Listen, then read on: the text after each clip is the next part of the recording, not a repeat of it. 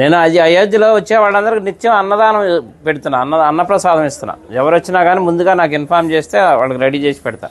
ప్రస్తుతం 1000 మంది పైన వస్తున్నారు. మన తెలుగు వాళ్ళకి భోజనం దొరకదు అక్కడ, అందుకని అందరికీ ఉచితంగా పెడుతున్నా.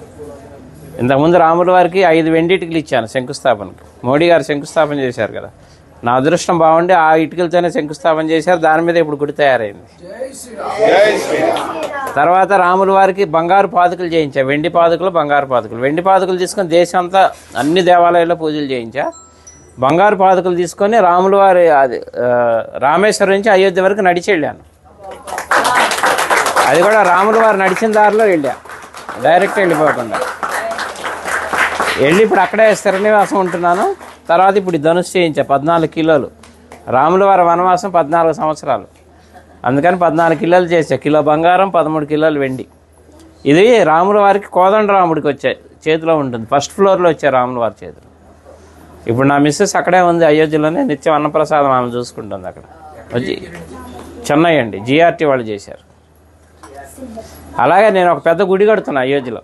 అంటే రాముల వారి గుడి ఉందిగా ఇంకెందుకు అనుకుంటారేమో. నేను పెట్టేది వంశవృక్షం. బ్రహ్మ దగ్గర నుంచి లవకుశుల తర్వాత కూడా 20 మంది ఉన్నారు, ఇంకా మొత్తం 64 మంది. తర్వాత సీతమ్మ వారి వంశం, చంద్రవంశం, సూర్యవంశం, చంద్రవంశం, మొత్తం 450 విగ్రహాలు వస్తాయి.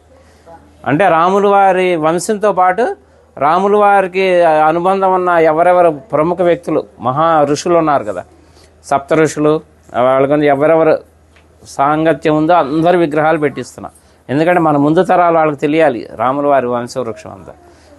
అందుకని శాశ్వతంగా ఉండాలని పెద్ద స్థలం కూడా తీసుకున్నాం, ఒక 5 ఎకరాలు అక్కడ పెడుతున్నాను. 5 సంవత్సరాల ప్రాజెక్ట్ అది, రెడీ చేస్తున్నా.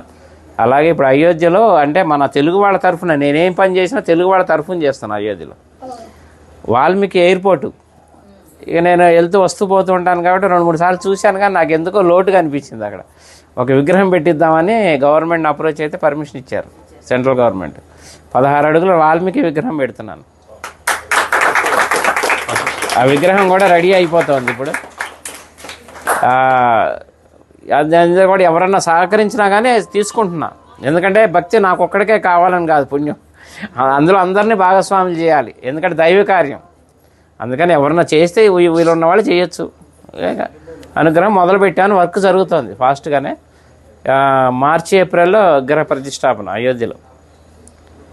అట్లా అన్ని కార్యక్రమాలు మీరు ఎవరు ఎప్పుడు వచ్చినా కానీ నాకు చక్కగా నాకు ఫోన్ చేస్తే ముందుగా అన్ని ఏర్పాట్లు చేస్తారు. రూములు కావాలన్నా అక్కడ 48 రూములు కూడా కట్టబోతున్నాను.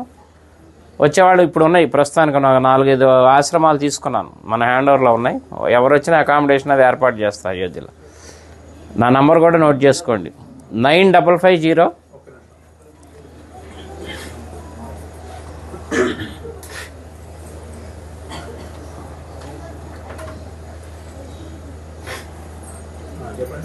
9550 754 389. చల్లా శ్రీనివాస్ శాస్త్రి అయోధ్య అని పెట్టుకోండి. ఇంకా నేను ఉండబోయేది అక్కడే, హైదరాబాదే మాది కానీ మణికొండ, కానీ ప్రస్తుతం ఇంకా షిఫ్ట్ అయిపోయినాం అక్కడే ఉండి వచ్చే భక్తులకి సహాయం చేద్దామని అక్కడే ఉంటున్నాయి. ఇంకా రామ భక్తులకు సేవ చేసుకునే భాగ్యం ఇప్పించాడు రాముల వారు నాకు. ఎందుకంటే నిన్నే బాలరాముడు ప్రతిష్ట నిన్నే 1 year. అందుకే మా ఆవిడ అక్కడ ప్రసాదాలు తయారు చేసి మాకు అవకాశం ఇచ్చారు. ఇప్పుడు 6 రోజులు మొత్తం లోపల ప్రసాదాలు పంచే అవకాశం కూడా ఇచ్చారు. నిన్న మొదలైంది కార్యక్రమం, అందరికీ వినియోగిస్తున్నాం. 9550 754 389. చల్లా శ్రీనివాస్ శాస్త్రి అయోధ్య. ఓకేనా? ఎవరు ఏ టైంలో చేసినా కానీ నేను అందుబాటులో ఉంటాను.